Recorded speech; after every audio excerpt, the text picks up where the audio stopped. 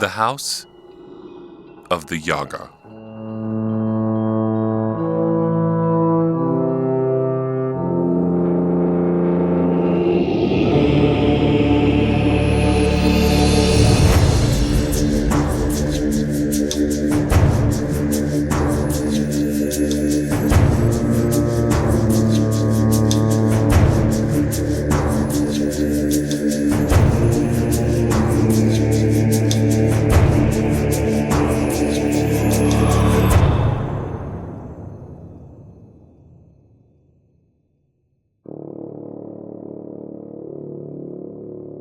This is the house that roams the street, with fence post skulls and chickens' feet, scratching for scraps in the dust and the mud, and its windows daubed with blood, my child, its windows daubed with blood.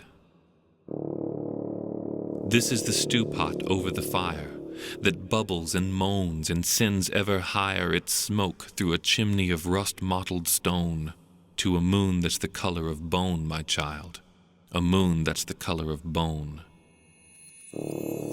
These are the herbs, and this is the salt, to season the stew when the dinner is caught, and on the old wall hangs a bone-handled knife, with a blade that's the length of your life, my child, a blade that's the length of your life.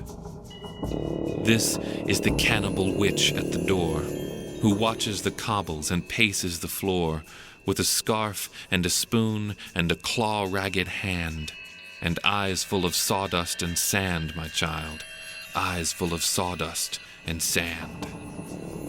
There's a pestle and mortar she uses to travel, and a red and gold coat that begins to unravel, woven from hair that she covets and steals, fresh from the heads of her meals, my child, fresh from the heads of her meals. She sits at the door, and she knits at her coat, and she mumbles a moaning low down in her throat, looking for fodder in the dark of the town, while the house wanders upwards and down, my child, while the house wanders upwards and down.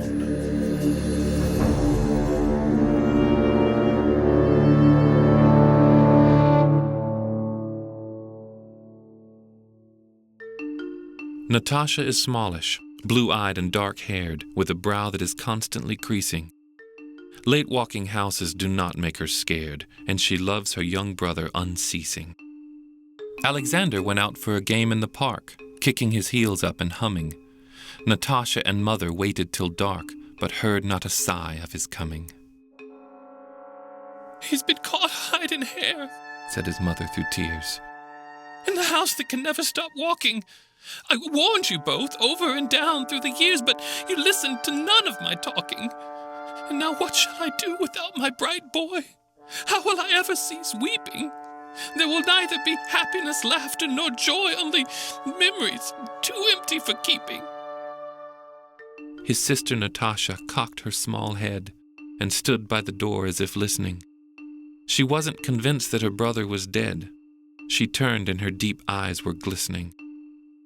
Mother sat weeping and wailing and weak, too early commencing her grieving. And so with a kiss on the poor woman's cheek, Natasha stepped into the evening. On the streets, in the dark, there are whispers and voices and snatches of sounds that are placeless. The unwary traveler questions her choices, assaulted by fears that are faceless. Though Tasha was stalwart out there on the street, her breath was undoubtedly bated.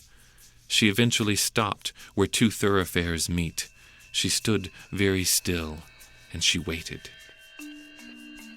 This is Natasha, all brave and heroic, standing in darkness, unmoving and stoic, recalling the tales of a hut and a witch, while the night deepens blacker than pitch, my child. The night deepens blacker than pitch.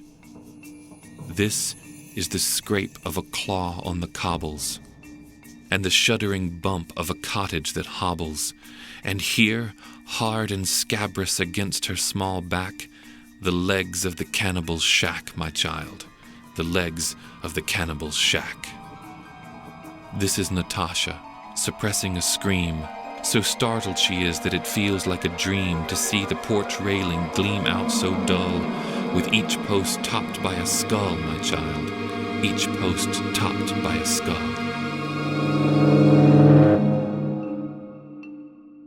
This is the moment it takes to recover and strengthen herself with a thought of her brother. A rope and a hook, and she climbs like a mouse till she stands on the porch of the house, my child, on the porch of that terrible house. These are the windows, all smeared with red, through which she looks with a knot of dread, but sees nothing moving, hair nor hide. This is Natasha inside, my child. This is Natasha inside.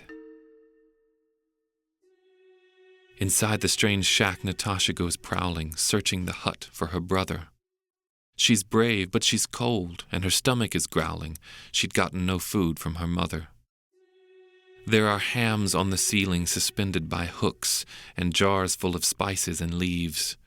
The clutter and claptrap of someone who cooks from the floor to the hatch-battened eaves.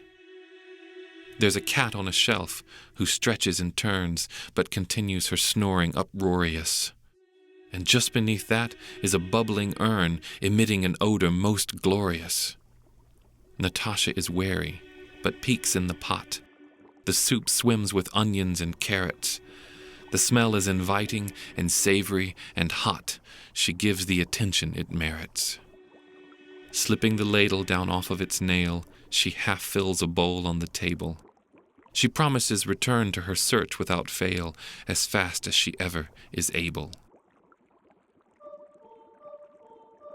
This is the wooden bowl, brimming with broth, her spoon lifting full from the skim and the froth. This the taste that cuts sharp as a harrow, seasoned with fatback and marrow, my child, seasoned with fatback and marrow. It's thick and it's tasty and it sticks to her bones. It's salty and toothsome and reminds her of home. But under it all is an uneasy grease. It succors but gives her no peace, my child. Succors but gives her no peace.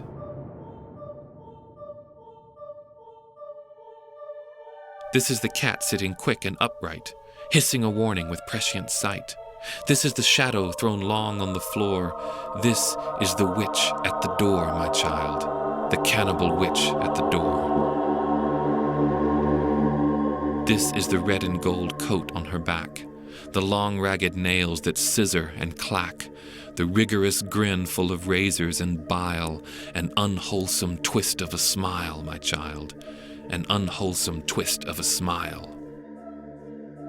Here is the clatter as she throws down the pestle, and she climbs from the mortar and stands on the threshold. Who is purloining my something to eat? In my house with the walkabout feet, my child. My house with the walkabout feet. The witch is all swathed in babushkas and hair. She is angular and she is round. Her sawdusty eyes roll upward and stare at Natasha, who stands her small ground. "I'm seeking my brother," says Tasha, indignant. "He's gone, and perhaps he has strayed here." The witch continues to smile, quite malignant. Natasha begins to feel fear. You should be careful, the witch then exclaims. You must think you're clever and brave. Child, I am the Yaga. If you're dealing in names, it's your skin you do better to save. For now I have need of a fresh piece of meat to make a strong stew to restore me. I had thought for my supper your brother to eat, but you've gone and done it before me.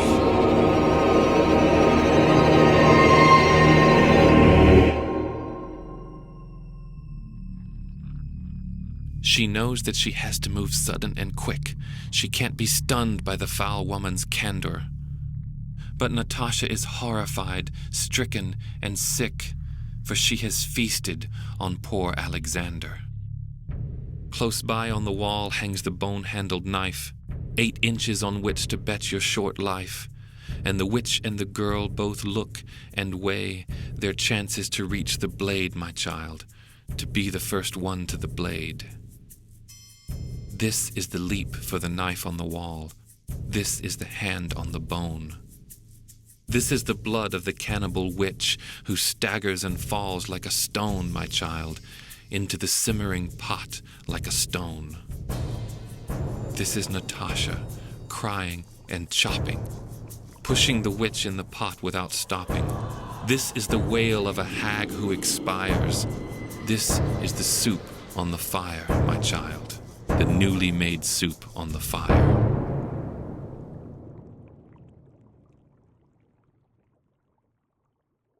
Natasha can never go home to her mother, or ever explain the sad fate of her brother. She sits at the door, and she never does talk.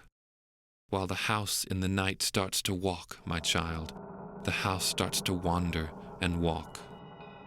For this is the house that roams the street, with fence-post skulls and chickens' feet, meat in the pot and blood on the floor, and a cannibal witch at the door, my child.